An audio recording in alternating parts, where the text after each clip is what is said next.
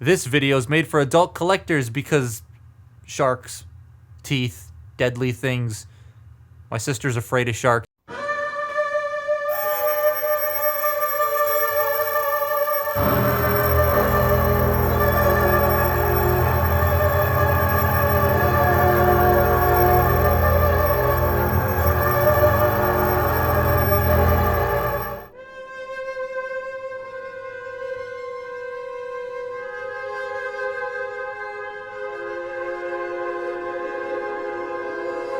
There's a new Skybyte coming out in the next couple of years, apparently, and I really hope it's nicer than this. Though this isn't bad. This figure's a lot of fun. It's just definitely a product of its time. This is the Hellwarp version of Skybyte, the eHobby redeco that was purple and came with a comic, which is translated. That's so nice. But it also had this epic panel of Megatron wearing the Dark of the Moon cloak, and that's just badass. But back to the toy, the box is cool. Okay, no, seriously, back to the toy. It's cool looking. In purple, black, and silver, this just really works, especially on this mold. And compared to the old one, yeah, the new one's bot mode looks a lot nicer to me. It's cleaner, but it's not without its awkward qualities, like the one gorilla arm. It's just so weird because of how the panels fold away. It limits the elbow articulation and the hand can't rotate, but he's got a thumb joint. It's all good. He's got a thumb joint. Guys, he's got a thumb. Dad, you hear that? This thumb joint. The other arm is just a big, giant claw. I have to move away from the microphone to do that. A claw that has some nice gold and purple on it, and it fires a big, purple, veiny, weird missile. It's a very strange-looking missile. I really like the shark head on the chest. It sticks out quite a bit, but it's really cool. The silver with the yellow striping, it just looks great. The legs could use a tiny bit more detail to match the rest of the robot, but they still look fine till you flip it over. And the back of his legs have legit nothing in them. It's not like it's hollow. They're just a stick with a flat thing on the front. It's just a strut. It's not the greatest. They do still hold the figure up, though. They do a perfectly fine job of staying afloat. It just is strange and awkward and weird and thin and ugh. The panels on his back, though, are pretty cool, able to move around to be positioned in multiple different ways on what you want him to look like, which is cool. I like this sort of like butterfly effect he's got going on. And the head sculpt is really nice. The gnashing teeth with the silver on the face, the fin head, and the textured red eyes. I love textured eyes on Transformers. I think that looks cool. Literally, as I'm filming this, the freaking Mayhem Attack Squad gets shown off. The Amazon redecos. I'm getting Instagram notifications. Yeah, these all look cool. Just quick rundown. I wish Breakdown had a little bit more retooling at the chest because it just looks like Bulkhead again. He does have a mech symbol apparently though, but like everything else, I genuinely like. I love this mold, so I'm so glad to get another one. Anyways, I threw my phone across the room. Skybyte. His posing, not fantastic. Even for a product of its time, not fantastic. Because we had characters like Whirl who had much nicer posing than this. We had Thrilling 30 Brainstorm who, for better or for worse, had much nicer posing than this. This is just awkward, and that's the annoying part. So the head can rotate left and right at a slight, like, weird angle, the way that the whole neck is shaped. The shoulders rotate here, and these get in the way sometimes. So you can rotate them, but then when you move it out, it'll bump into these, so you gotta like move these out of the way. But they do move out of the way pretty well, so they can accommodate that. You have shoulders can go out only that far. Both of them have bicep rotation. You have a 90-degree bend at this elbow, and this elbow only goes that far. Pain. And then you have that on the one side, and then on this side, it's just a thumb that opens and closes. All right, these are also on ball joints. The hips are connected together for some reason, but they can go forward about that far. They can go back quite a bit. You have in and out really stiff, thigh rotation. You have a knee bend that bends just a little bit over 90 degrees, and then you can unpeg it if you want more, but that unpegging is like not voluntary. It just sort of happens.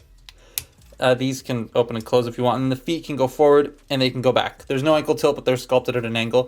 But the way that the knees are shaped means you can do the whole Windblade knee thing where he can like cheat and get on the ground. So that's nice, but yeah, he's not really inviting to pose because all of his panels and things just move a lot. And he's not the best balancing thing in the world because of his feet. So they're very flat feet, but yeah, there he goes. Just not fantastic. Not fantastic. So the robot, skinny but cool looking, Now shark time. So this idiot's transformation is not fun, but it's not terrible. It's kind of like transforming this for the first time, where you're like, I don't understand how it works, and then you finally figure it out. This is the same. It's just a learning curve. So to start with, we're going to rotate the head 180 degrees, and then we're going to fold this nose forward, and then yoink out the shark head. Like that. Then I'm just going to fold the head in until it clicks. And then what are we going to do? We are going to do the legs. So they come together, they unpeg, you fold the feet back like so. They peg together right here at the jaw. And there we have basically that bit done for now. We're going to bring this section forward. We're going to then do the back. So I'm going to fold this out and fold this up like this just to get it out of the way. Rotate the fins 180 degrees. Open up this arm and fold the hand in, and the hand will fill this gap in right here, causing little tiny sharp bits to poke out, which I think is neat because it kind of makes the alt mode look cool. Then you want the arms to be, the shoulders to be facing forward. Make sure you fold these in because they'll do it automatically. And then you will take this section. Feeding everything around is kind of annoying. Then you bring this around. This will shift up. This will go over like that and sort of just hug everything. We'll fix that properly later. Bring this up, bring it around like so. Now we'll get the legs. So we're going to just bring that down like that. Fold this panel up. That will go into place here. It's a lot of panels, if you notice. Then this stuff will come around here and hug these shark fins. There are little slots for them to go in. So once that's done, you peg that all together. Oh wow, it's staying in place. It's gonna come untabbed immediately as soon as I peg this together. Yep, see, now there's a big gap right here. That never goes away. And then the legs just sort of accordion up and in to the shark body, like so. And then you just bring these sections, let's get the mouth open so it doesn't get in the way. You bring the gills, and you gotta like force the gill, almost the grills, the gills in. It's not going in for some reason, but, oh, and now the back ends come out. No! Come on, peg in, you idiot. There we go. And then the legs have to get around this and this. We got one side in, haha. Now let's get the other side. Bring that out. Then bring that out. Come on. Come on. There we go. Got that into place. Now we gotta re-peg the back end in. Yeah, and then that gap is still there, but whatever. And then extend the shark fins. Or the tail fins, I should say. Open his mouth a little bit. And there you have Skybyte. That's not super fun to do. And this, to my knowledge, doesn't actually lock in at all. So it's just going to spin freely. And because this side is heavier than this side, sometimes it'll just like, yeah, it'll just spin itself. But there you have shark mode. It's pretty neat. I don't have my flight stand. I don't know where my clear one went, so it does have a flight stand port. I'm just gonna like mount him there. Come on. Come on. Balance, you dingus. There we go.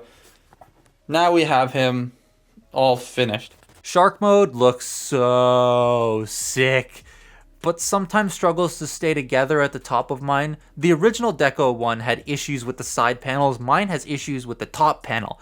But the purple, oh, the purple's great. I love it. I love it.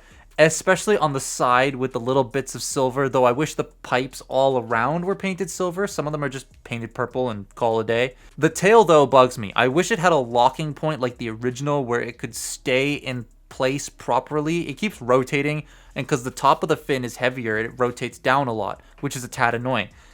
If this does lock, I have no idea how it works because it wasn't in the instructions of this figure, nor does any of the little bits around it want to actually do anything to lock in place. I don't know if mine's just busted or if they took it out for this deco, but if it does lock, this one just doesn't.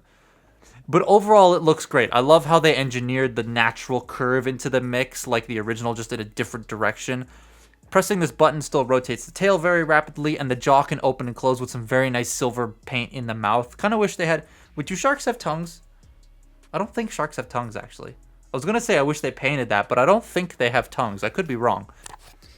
The spring just broke in the missile. The missile launcher just broke.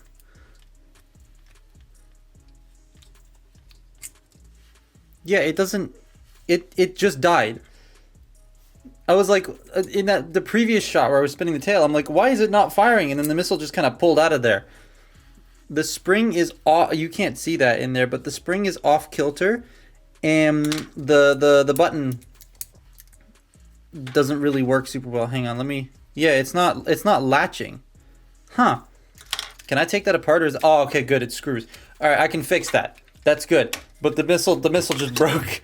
Pain. It's just a really cool shark. I just wish the back end would stay tabbed together on mine.